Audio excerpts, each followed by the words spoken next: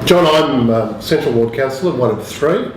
I was elected in a by-election in 2008 with the resignation of a councillor. So I actually started as an Alfredton Ward Councillor and then was lucky enough to be re-elected in 2008 when the entire council was up for election.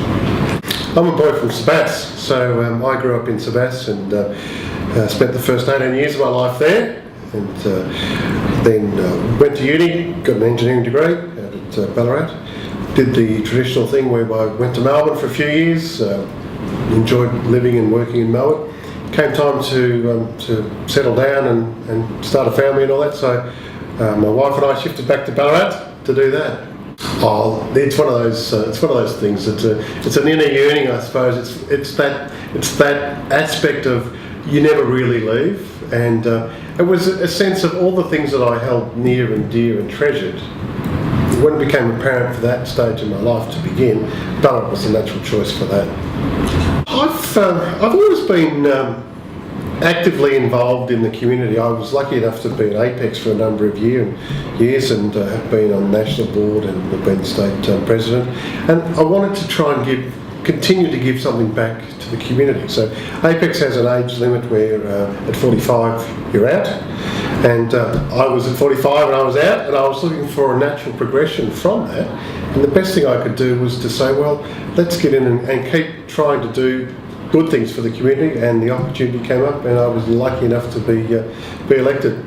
As a boy from Sebas, my family very working class, and it's one of those things that you have a sense of place in relation to how you view things, and that's fundamentally a reflection of how you're brought up and the circumstances where you're brought up. So whilst not wanting to be cast solely around a Labor Party person, it is just one of those things that's part of your, in my case, it's just part of my being. I don't see being a councillor as being a political paradigm.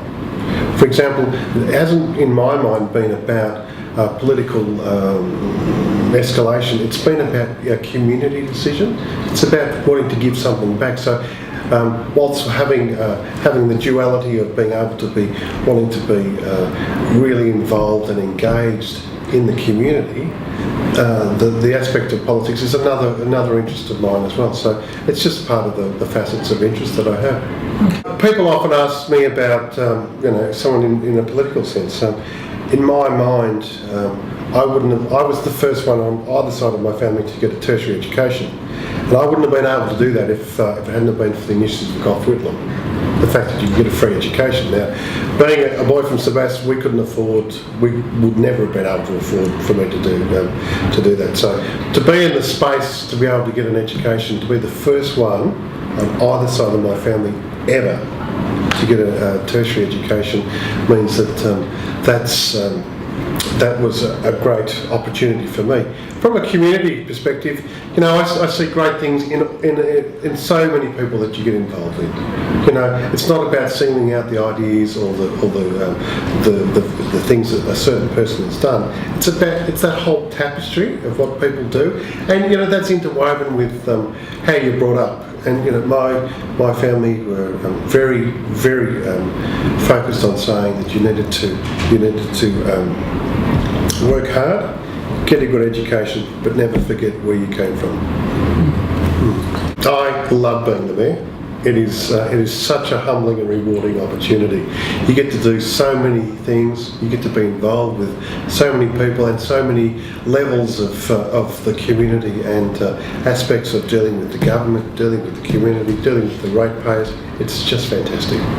I've also been encouraged by the fact that as a collective, the 9 of us have continued to remain focused on delivering what we can for Ballarat in a really strong and structured way, and that's helped with that transition as well. From a personal perspective, I want Ballarat to be an inclusive community, but my vision in tandem with that is that I want to see a bigger, bolder and better Ballarat, and I think we're heading that way. Some of the recent decisions that we've taken have been quite clearly about leadership, about forward thinking, about where we want to take with the community Ballarat to. The primary role is to work hard to deliver outcomes that make the community in Ballarat a better place. Absolutely, simple as that. It should be around strengthening communities, building resistance in communities, providing leadership, providing opportunity, managing growth, looking at how we can work with resources that we have to grow, but also be responsible with the use of those. It's also about ensuring that, and it's a simple thing that I do, but every time I am in the position at council chamber to vote, I have a very simple mechanism around the final consideration, and it's looking at it through a prism that says the manner in which I decide to vote, is that going to deliver a better outcome for Ballarat? Yes or no? It's as simple as that. You know the core of it? The core of it is establishing a nexus between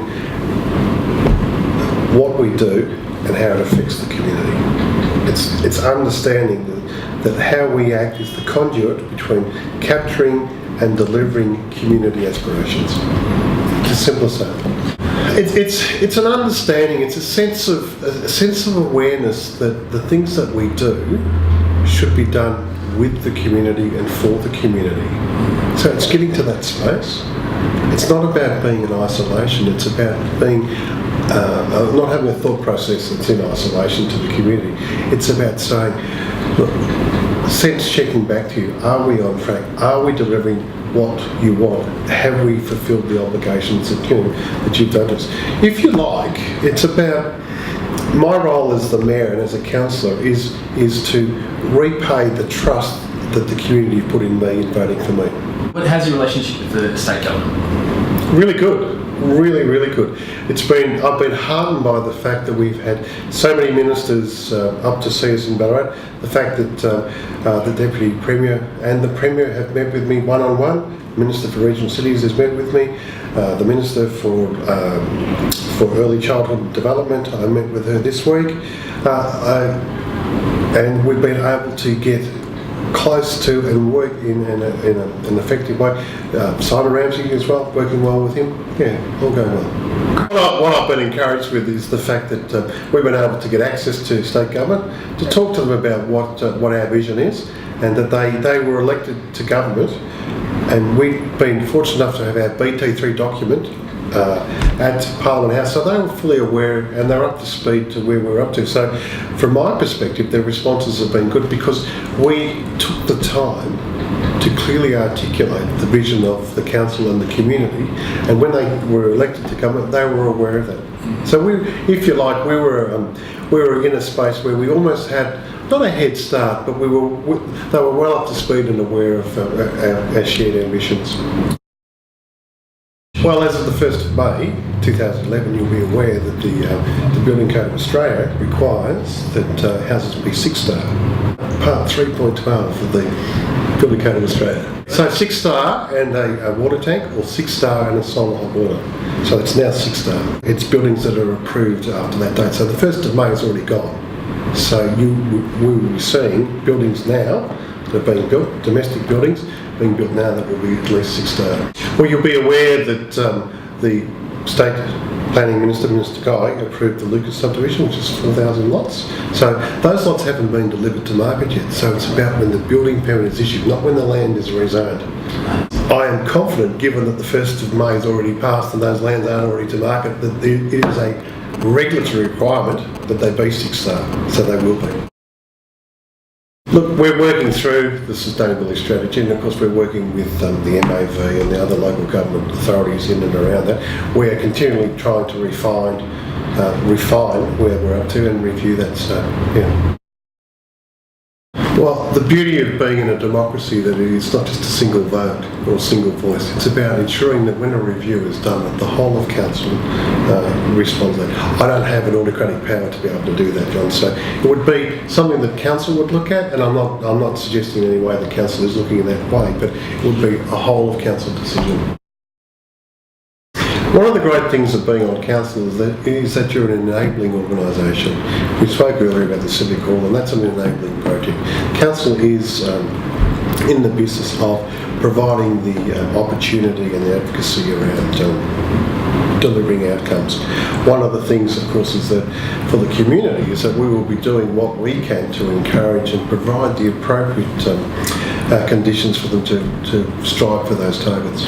The impact of the carbon price is going to be interesting because, as I understand, the companies that are the polluters are yet to be named. So what impact it will have on Ballarat industries, I'm not sure at this stage. So I suppose we, like everyone, are waiting to see the detail of it. Oh, look, I'm concerned about ensuring that the community, and we are part of the community, is responsible in its utilisation of all resources.